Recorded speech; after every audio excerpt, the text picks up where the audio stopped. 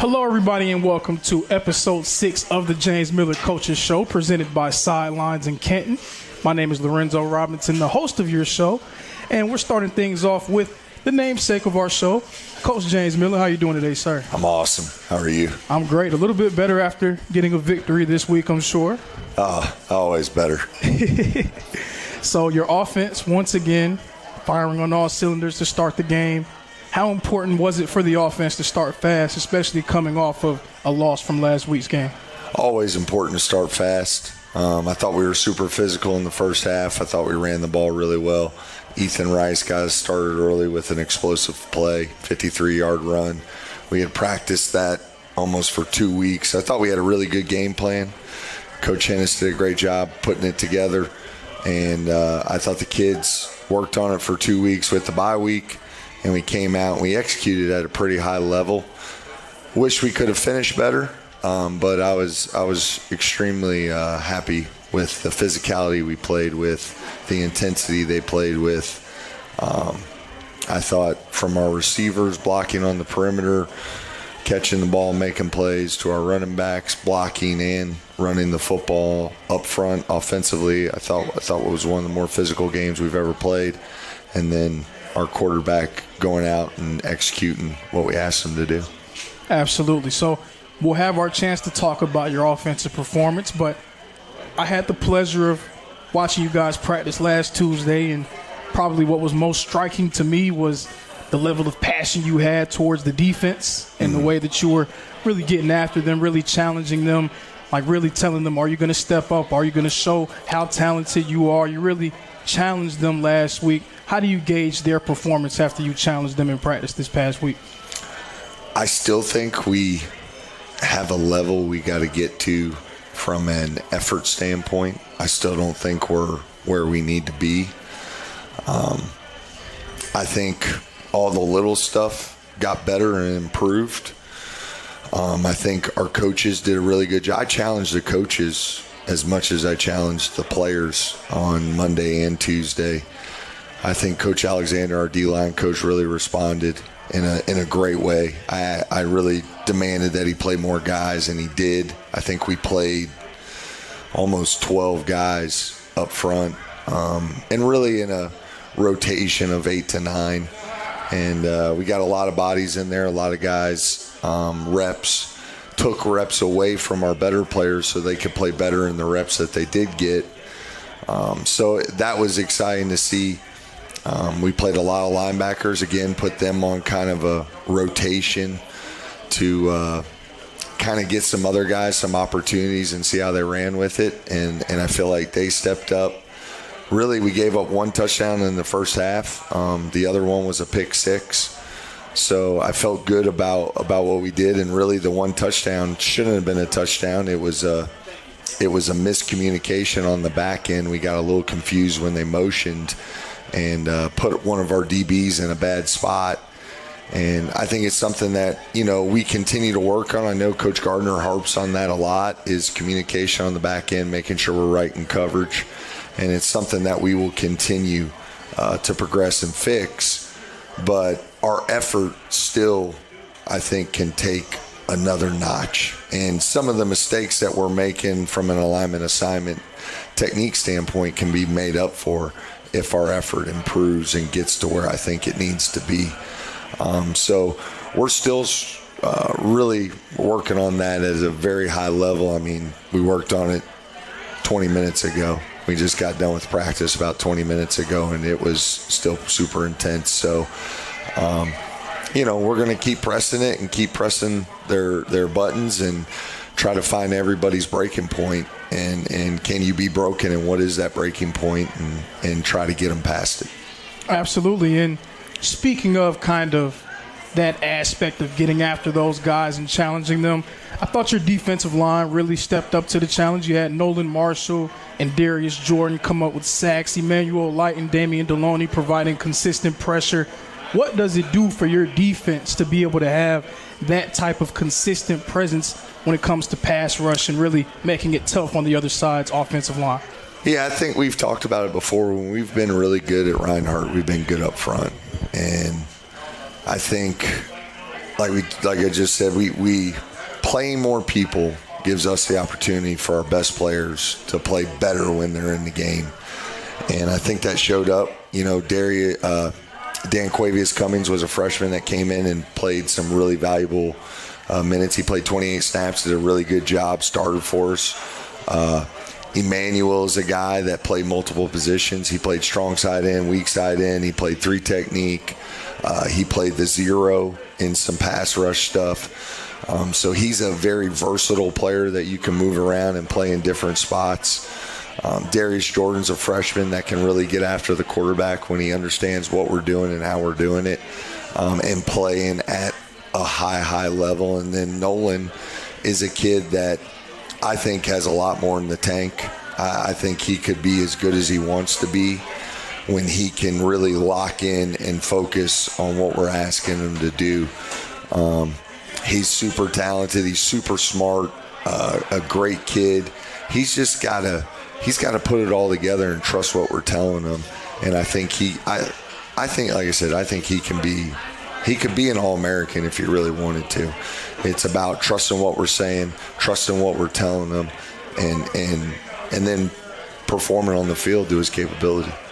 Most definitely. And some of your leaders on the back end stepped up with major plays. Braylon Jones had a drive-stopping interception at one point in the game. Markel Sutton had a pick 6. Those guys in the back end being coached by former All-American and Keon McGee. It seems like they're starting to really come together as a group. Carter Hicks, another guy. A few different guys who stepped up in different moments. How do you gauge that defensive backfield's performance so far this year? Man, I think Braylon has continued to come into his own. He's the quarterback of the defense. He's the quarterback. He's the guy that gets everybody lined up.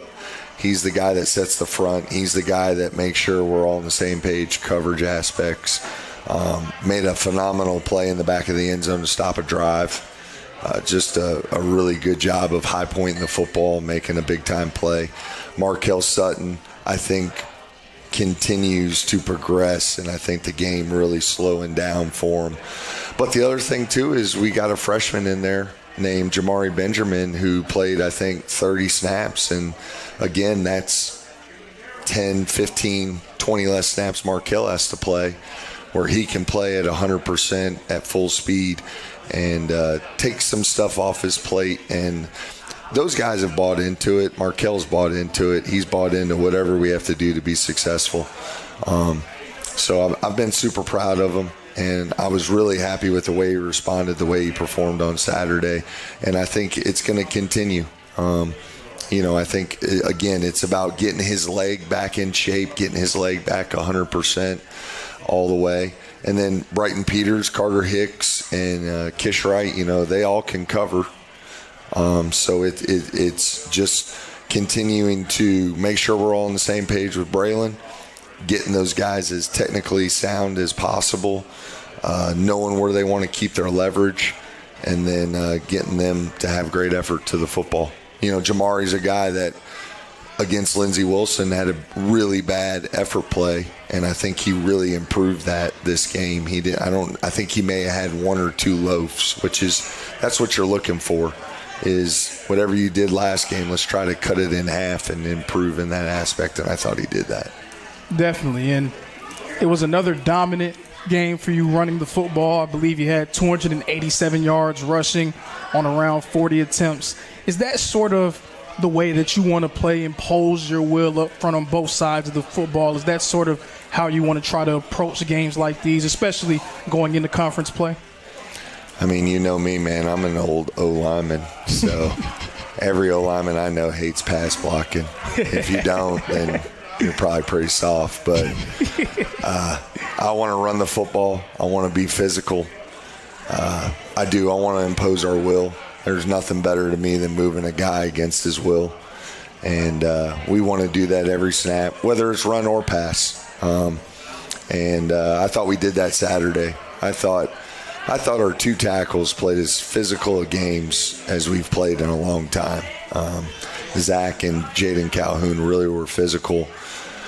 We had a freshman in there starting at center, Anthony Green, who has continued to progress and understanding what we're doing. He had one missed assignment.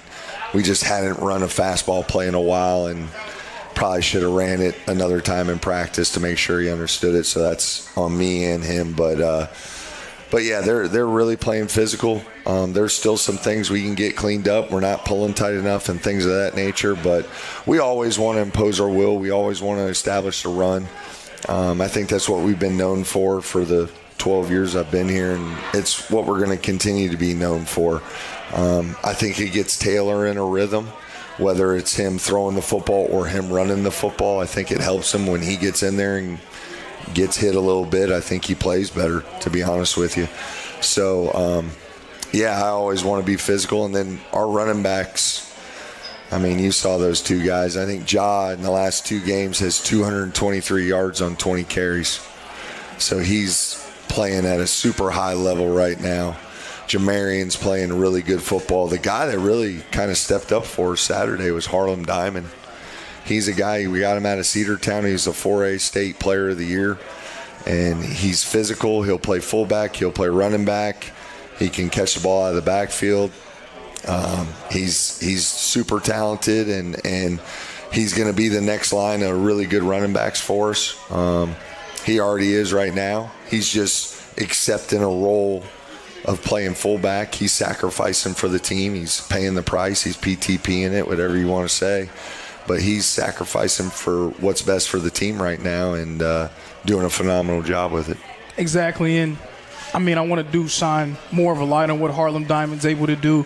Seems like you always kind of have like that all-purpose guy, right? That guy that can get in the backfield, run the football for you. Also not afraid to line up at H-back, mix it up. You had someone like a Bryce Burgess back in the day who was someone that did that. Lewis Morris after him. And then Harlem kind of fitting right into that mold. So it's nice to see him be able to play well for you and do different things for you. Yeah, it's funny because he's kind of a mixture of the both of those guys. Bryce Burgess was a super physical guy. Harlem's a super physical guy. Lou was really good at kind of being a Swiss Army knife, lining up at receiver, lining up in the backfield. You could put him at quarterback and he could catch the ball and run it. Harlem's kind of a good mixture of both of them. I don't know if he can line up at receiver technically like Lou did, but he can catch the ball as well as Lou did, and he can make people miss in the open field. So he's definitely a weapon for us for sure. For sure. So there were certain aspects that were things that you can improve on. I know watching the game and calling the game, there was one thing that I saw in particular that I said, okay, this is going to be something that I know will be a point of emphasis in practice the next week. Penalties maybe kind of got away from you a little bit as a team. I think you had 15 for about 140 yards, something like that. What would you do for this week in order to try to clean that up? What's the focus for you guys going forward? I think one thing is celebrate with your teammates. Don't do anything that's going to put yourself above the team. Like, I want guys to be excited. It's still a game. Like, it's okay to be excited. It's okay to make a gesture, make the right one. Please make the right one. But just celebrate with your teammates. Like, be excited about your team. If you're going to do something, do it to me.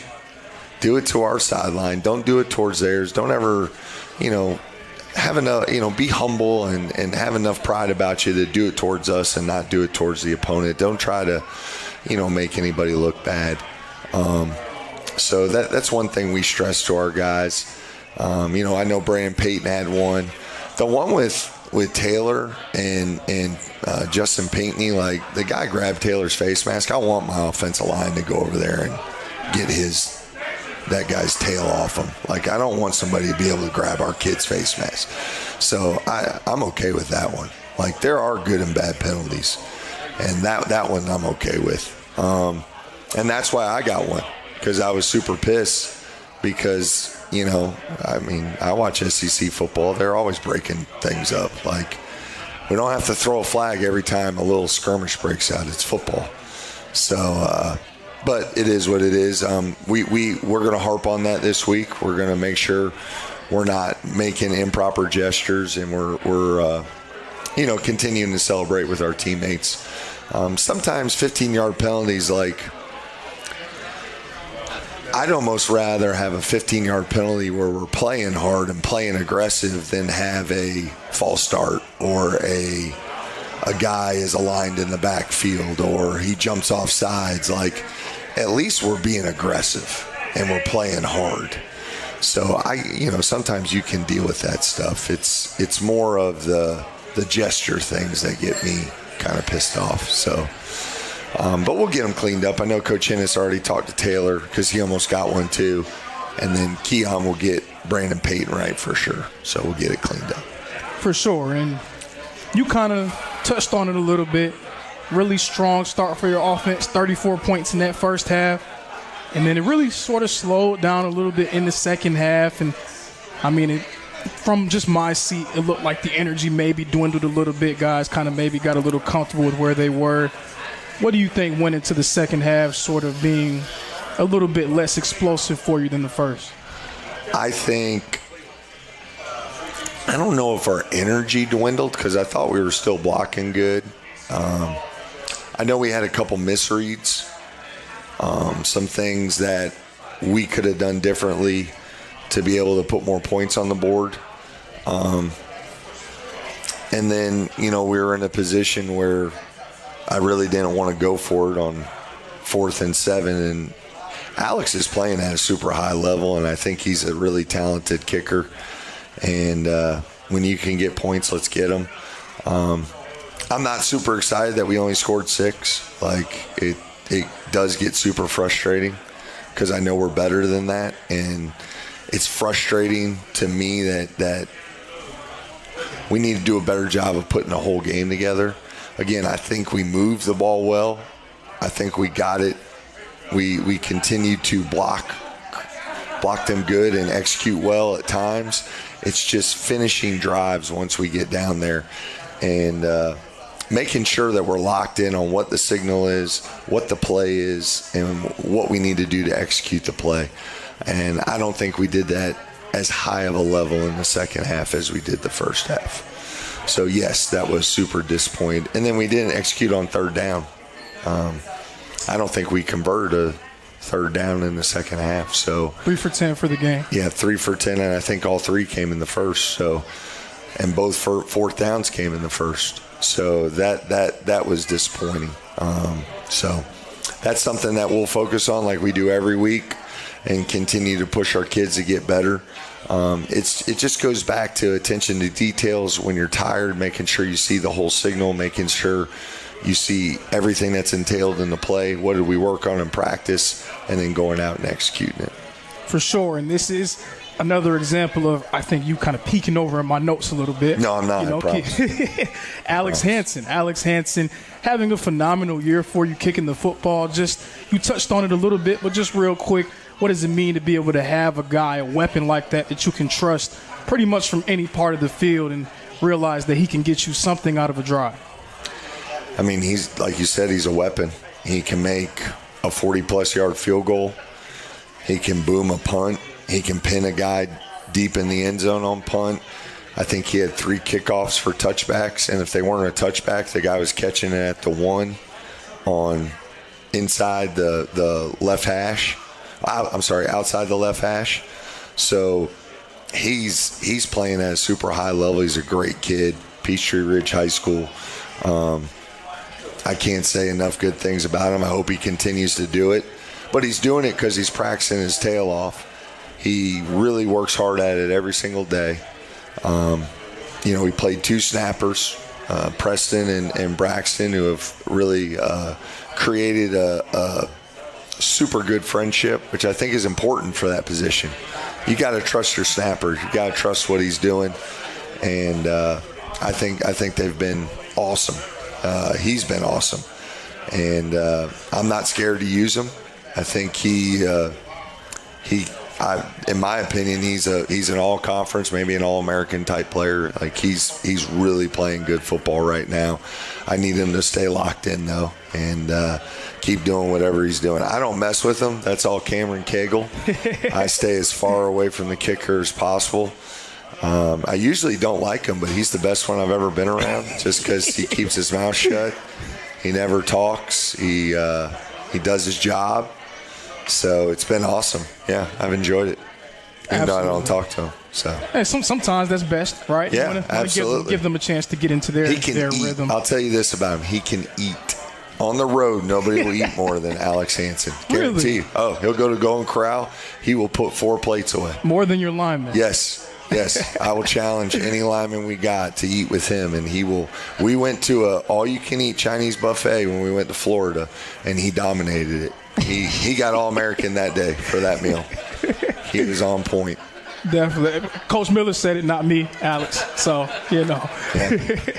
He'll agree with me. He doesn't deny it. He doesn't try to hide it. We'll have to get him on the show and ask him if we can confirm that. And we don't need to do that. He won't say anything. He'll get up there and you'll ask him a question, and that's what you'll get. He'll be crickets. Coach, is there anything you would like to add for this past week against Union? Any way you want to tie a bow on this week? No, I mean, I think the kids came out and played better. And, I challenged them to be 1-0. All right, that game's over. Now we got to go be 1-0 again. And that's all we can focus on. Can't worry about anything else. We got to focus on our preparation. We got to focus on practicing hard. However we practice is how we're going to play. So if we practice good, we'll play good. If we practice poor, we're going to play poor. So as long as we practice at a high level, I think we'll play at a high level. And that's what we can focus on and can control. So that's what we're going to do. For sure. The focus, you said, go 1-0 every week.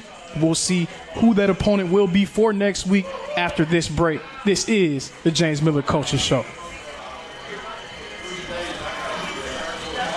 The previous play is under further review.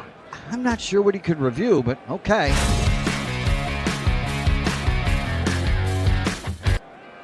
Sure has been a while. Dine in at Buffalo's Cafe for the football season. We didn't come to fix Marco's brakes because it was convenient or fast. We did it because Marco has bigger fish to fry and a lot of hungry people to feed. Kraus Family Ford. Passion drives purpose.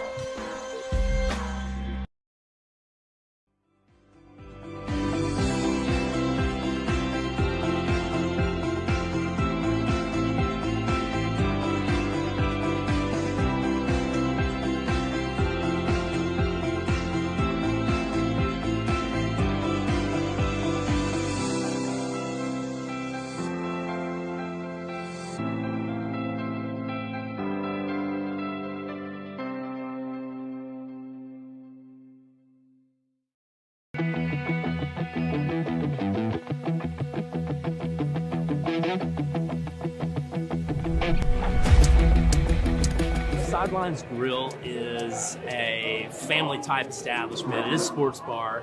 You're going to have TVs everywhere, flat panel at your own booth. Food is excellent, and it's kind of all over the map, where you can get pasta, steaks, chicken wings, wraps, just all of your neighborhood bar and grill favorites. So some of the things that Sidelines Grill has to offer is we do a team trivia night at all of our locations. We have a sound check bingo, which is a lot of fun. It's a lot of fun for groups. And then all of our locations are community driven. So we always tie into the local football team, the local cheer teams, basketball, wrestling, that kind of thing at the high school level, all the way down to elementary. It's kind of an exciting and fun atmosphere. You've got all the TVs, all the games playing, and, families eating and people cheering for sports and, everyone just kind of enjoying themselves. It's all about the people. Not only is the staff just very, very friendly and make you feel like part of the family, like you've known them forever, but I've noticed the customers, almost like a culture, the people that come in this place, everybody just seems to be relaxed, having a great time, and you can talk to anybody. You might come in here for your first time as a stranger, but you're going to leave as a family member.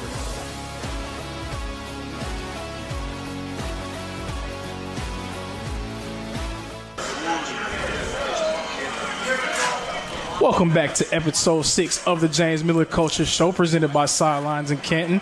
I'm still here with the namesake of the show, Coach James Miller. So normally we have a curtain behind us, and we throw last week behind the curtain. I guess we got to throw it through the wall or something. Through the wall, man. It's over with. Knock it down. It's done.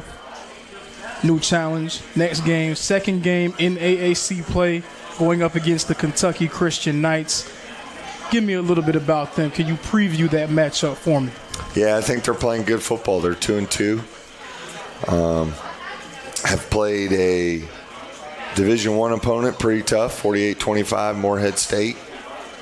And then they played a couple other people tough, and then they beat 2 people. They got a quarterback that's playing at a super high level, can really spin the football. They got a running back, Gamble, who's a good football player, and they got a couple receivers that can make plays. And then defensively, I think they have the best linebacker in the conference, number 42. I believe his last name's Webster. Deshaun Webster. Deshaun Webster. He's a good football player. He can run. He's physical. And then we got to make the 6-hour road trip up there, which I don't think is, going on the road's never easy. I used to love it as a player, because you used to get called names and get all kinds of stuff thrown at you. But, it's always difficult to go on the road and win. I think it always presents different challenges. But a lot of our kids have been up there before and know what they're getting ready to walk into, and some of them don't. So we'll prepare them for that. But I think Coach Asbury has his team playing at a high level. I'm excited for the challenge. I'm excited to go up there and play them. I think up front on defense, they're playing at a high level. They're playing on opponent's side of the football. They're much improved over the last couple years from a program that really got decimated when Coach Russell left to go to Campbellsville. That roster got decimated, and that guy that was a rough job taking over, and he's done a phenomenal job flipping the roster and getting them super competitive. So I think it's going to be a super hard test for us on Saturday. And we're going to have a great week of preparation, and we're going to have to come in super focused on what we control. But it's like every week. I'm not going to worry about what they do. I'm going to worry about what we do and how we prepare and the effort that we put into it. And that's all I can do. So that's all our kids can do. Yeah, and you just touched on it again, reading my notes. Yeah. Reading my notes. Sorry. Another long road trip for you guys, a tough trip. I believe it's Grayson, Kentucky, where Yes. KCU is at. So it's going to be a challenge. Can you speak a little bit to that, having to sleep and spend the night in a hotel, having to take these long road trips? What kind of challenge that provides for a football team? Yeah, the hotel is the easy part. It's the 6-hour bus ride, kind of getting over when you got a guy like me or Bryce who's behind the curtain there, and you're 6'5", it's hard to get comfortable. You got to kind of figure it out. And we've come up with some unique ways. Usually on long road trips like this or Rio Grande or Southeastern, we're not going to take as many guys. We're going to try to create as much room on the bus as possible, just so guys can kind of lay out and spread out and try to get a whole row to themselves. Usually we'll put movies on, or after the game watch football, because most of the time they got some type of satellite TV. So it is difficult though. It's not like when I was when I played, we were flying, and I mean we played in DC. I played in Blacksburg, and we flew to DC. That was literally like a 30-minute flight. We got up there and went right back down. So it's completely different than what I was used to as a player. But it's a great bonding experience. The kids get to be around each other. No school or anything like that. I'm going to try something different. They're going to get a little mad at me when we get on the bus this time. So I'm not going to say it on air because I know someone will watch it. You don't want to give them a chance to game plan for it. Yeah, but I'm gonna do something a little different to get them a little ticked off at me, because I always like doing that when you guys get mad at me. Usually makes us play better. So we're gonna try something different on the road to get them even more excited. So. But we'll get to that on Friday. Excited is a good word. Yeah, absolutely. Yeah, so you guys are going to be their homecoming this week. I don't know if you were aware of that. I had no idea. Homecoming game. You played in a few home openers already this season against Cumberland and against Southeastern, some really nice, tough environments. Would you say that going up against those environments early in the year would prepare you to be able to take on what you'll see on Saturday? Yeah, I mean, Southeastern was as good of a small college environment as I've been in. That crowd was into it. There was, I don't know, maybe about 2,000, 2,500 people there. They had a great student section. It was a super awesome environment to play in. Those are the kind of environments you want to play in. Like I said, I used to love playing on the road because it was loud. You couldn't hear anything. You're getting cussed out. You're getting eggs thrown at you if you play at West Virginia. Or batteries. Like, I've had all kinds of stuff said to me. Oh, yeah. I've had 6-year-olds flicking me off as we drive in on the bus. So there's all kinds of stuff you can experience. But there's nothing better than beating a team at their place. Like, that's what you take a lot of pride in. And I always take a lot of pride in that, going somewhere else, going on the road, being around the guys, and then going into somebody else's home and trying to take the win away from them. So I'm excited about it, excited to get on the road. The only part that's bad is not being around my family. But Keegan is coming on this road trip, so that's going to be exciting. Get his little butt on the sideline. The unofficial assistant head coach. Yeah, that's right. That's right. He wanted to call plays Saturday. I had to back him up. He almost got us a couple flags. So it's going to be nice. And for you guys being able to get a win in your first AAC game, how do you as a coach approach that next week, trying to keep guys focused and keep them hungry going forward after getting a big win? Again, it's about going 1-0. It's about us self-improving. What can I do as an individual that's going to help the betterment of the team? What did I do poor in this last game that I can improve on for the betterment of the team? And I think everybody every week has to look in the mirror. I think I try to do that every week. I try to self-assess, what can I do as the head coach to ensure that we are prepared for Saturday? What do I need to do better? What do I need to instill in my coaches to make sure they're doing better for us to be successful on Saturday? And I think everybody has to do that every single week. We got to reset. We got to figure out what we're doing good, what we're doing poor, what we need to focus on in practice, what we need to maybe not focus on as much, and then put a great game plans together, make sure we can execute them. And then I think more important for us than anything is the effort that we play the game with, making sure that we can play at a super high level from an effort standpoint. To me, that's the main thing I'm focused on every week. I'm going to let our coaches coach technique. I'm going to let our coaches coach any type of football side of it. I'm going to be the one that's focusing on effort, and I'm going to be the one that's making sure we're running to the football. We're finishing blocks. We're blocking well on the perimeter. We're blocking well at running back. Our quarterbacks are taking charge. So that's really what we're going to focus on. For sure. So getting into this point in the season, you get into these conference games, you start to have these moments where you can not say look ahead, but kind of peek over to see what one team is doing, what another team is doing. What do you do to try to maintain that sort of focus? Is it a balancing act of looking at how did this team perform against them versus just focusing on what you guys do week in and week out? I really just try not to talk about anybody else. I don't ever mention anybody else. I always look on Saturday night or Sunday, just see what the scores were. But I really just get honed in on whoever we have. And if I hear our kids talking about somebody else, that will get me fired up. Because you can't do that. You can't overlook anybody. You can't look past anybody. You can't think you're better than anybody. One, we're not in position to do that. We're not a good enough team. We're not playing at a high enough level to do that ever, in my opinion. But you always want to stay humble. You always want to stay hungry. You always want to make sure you're never overlooking anybody.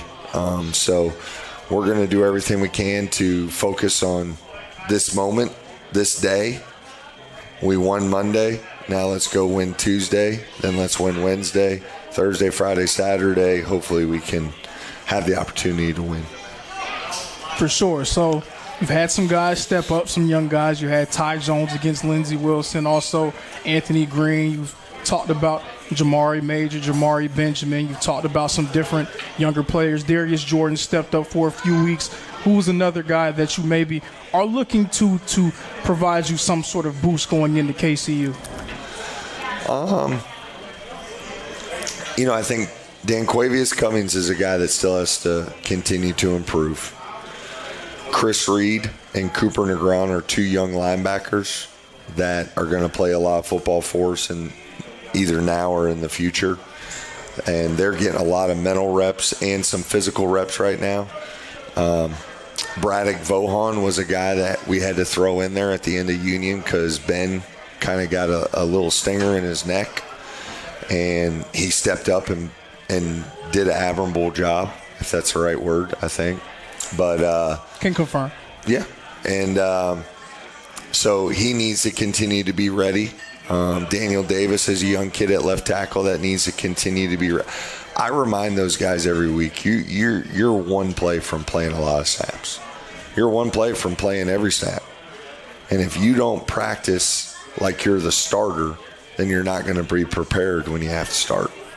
You got to prepare like you're the starter. You may not get all the reps that the starters get all week, but you better be taking mental reps. You better be taking the same notes they take. You better be watching more film than them.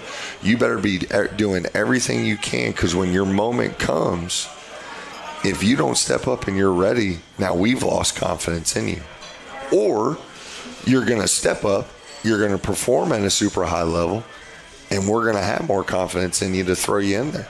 So it works both ways. And I think some of these young kids have really stepped up in moments and played at a high level. So I'm excited to watch them perform if they get the opportunity on Saturday. For sure. So this has been something that we've done every week. It's not going to change for this week. This is my favorite segment because it sort of sets the tone for the program, sets the tone for the fan base, your team that's watching at home. The James Miller Word of the Week. What is the James Miller Word of the Week for this week? How are you going to set the tone for your program? What is the James Miller Word of the Week? I think it's consistency. I think that's the biggest thing we've been lacking, is whether on defense, consistency run to the football, or consistency alignment, assignment, technique, or offensively, consistently doing what I know we're capable of when we're clicking on all cylinders. So I think it's consistency with all the little things on a down-by-down basis for us to be successful on Saturday. So I want to see us come out and from the first snap to the final snap be the consistent football team that I know we're capable of. For sure, you heard it here first. The James Miller Word of the Week, consistency. Coach.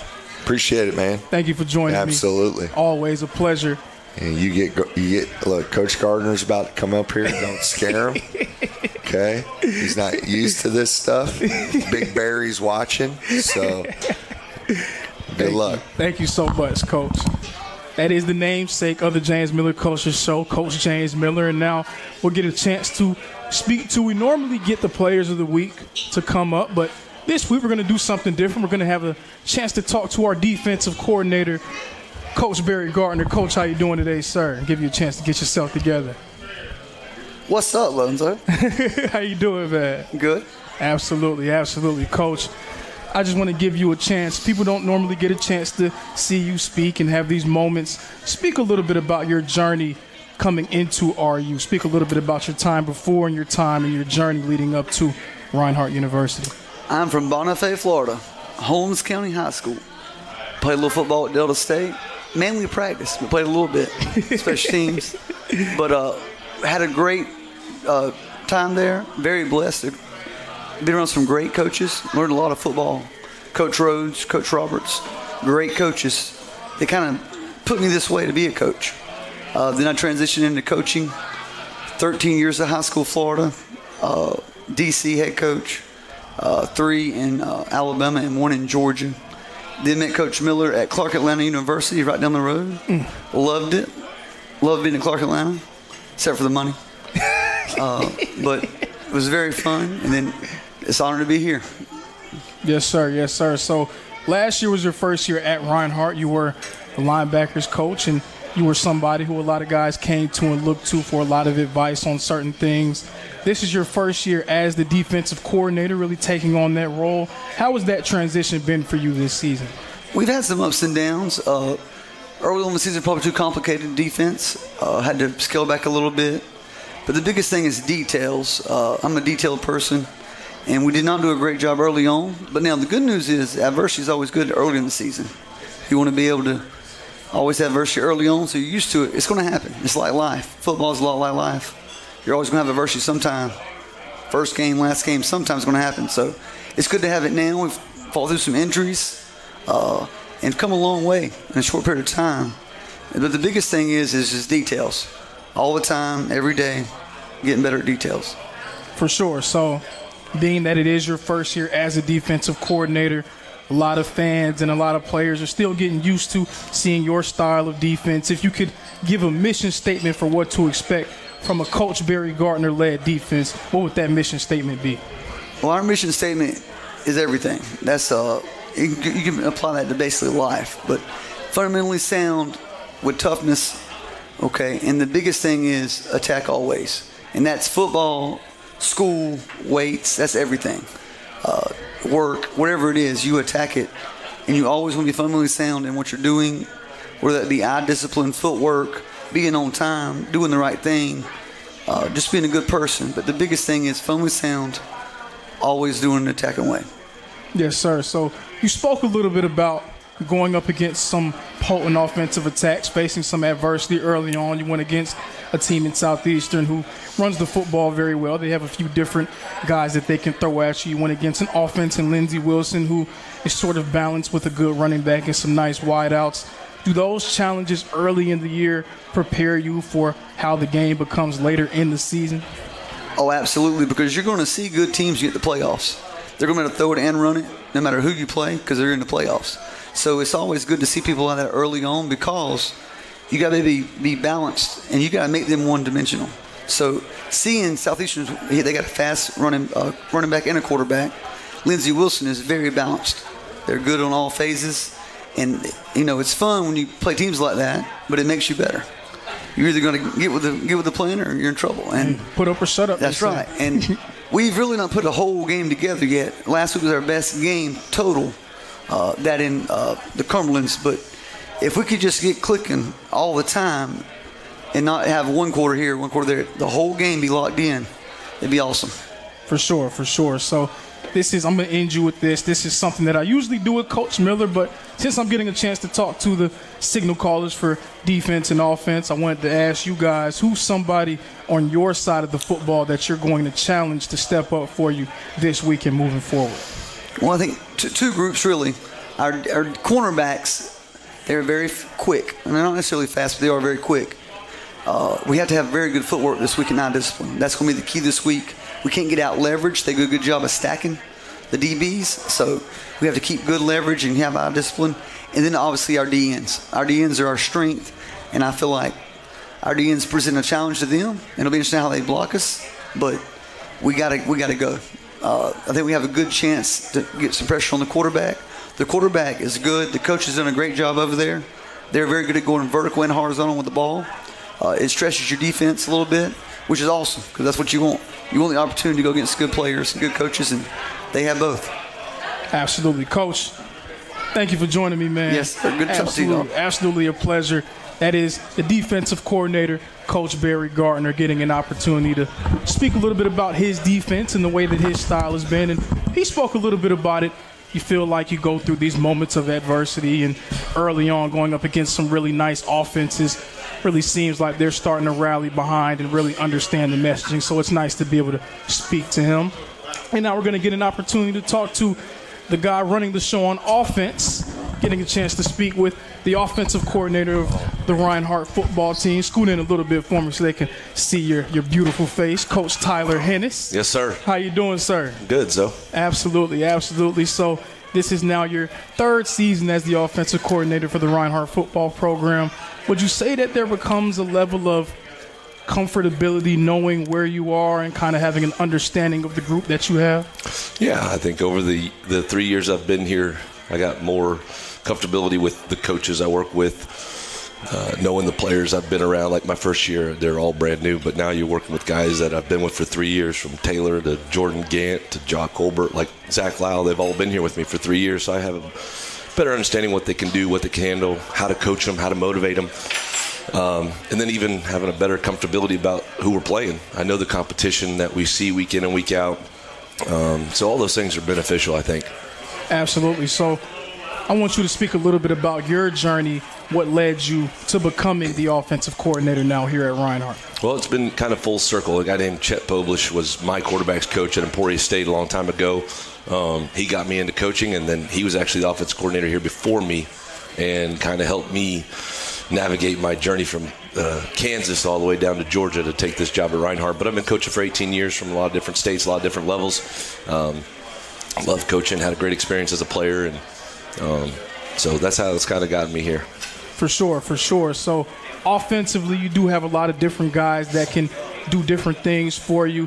What is that balancing act? Speak a little bit to that as an offensive coordinator, trying to keep everybody happy, which is impossible, right? But also trying to make sure that you're executing at a high level. Sure. Trying to distribute the ball is never easy. Running backs is a little bit easier. You can just turn and hand off, power, counter, stuff like that.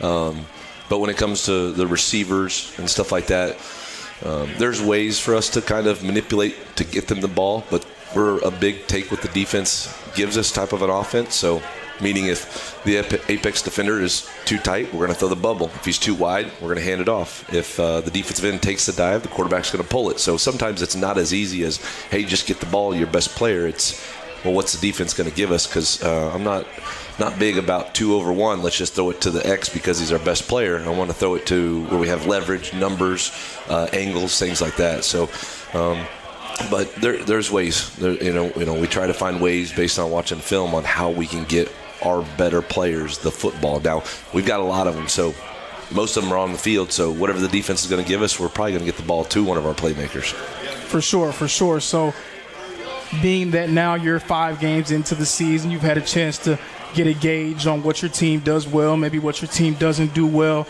How would you just overall assess your team's performance thus far through the season? I think we're playing with really good effort. I think we're playing physical. But the thing right now is we got to be consistent. I think Coach Miller just mentioned that word, and right now we got to be able to play complementary football all 3 phases, and then offensively we got to be able to run the football when we need to run the football. We got to be able to catch him, throw and catch. We got to be able to convert third downs. We can't turn over the football. We got to keep the chains moving. We got to stay ahead of the sticks. That means having good first downs, but all that's consistency. And we have all 11 guys doing their job, not trying to be anything more than what they are, but do their role, do their job, and that's it. And I think if we can start to do that more consistently, we're going to be all right. Okay, so I'm going to end you off with this, and I asked Coach Barry Gardner the same thing. This is usually something that I save for Coach Miller, but being that I have a chance to talk to the leaders on both sides of the football, I wanted to give you guys a chance to do this today. Who's somebody on your side of the football? It could be a group, it could be a player. Who's someone that you're looking forward to step up and really provide you with the boost going forward? Oh, man. Somebody, I think I'm going to go with Harlem Diamond.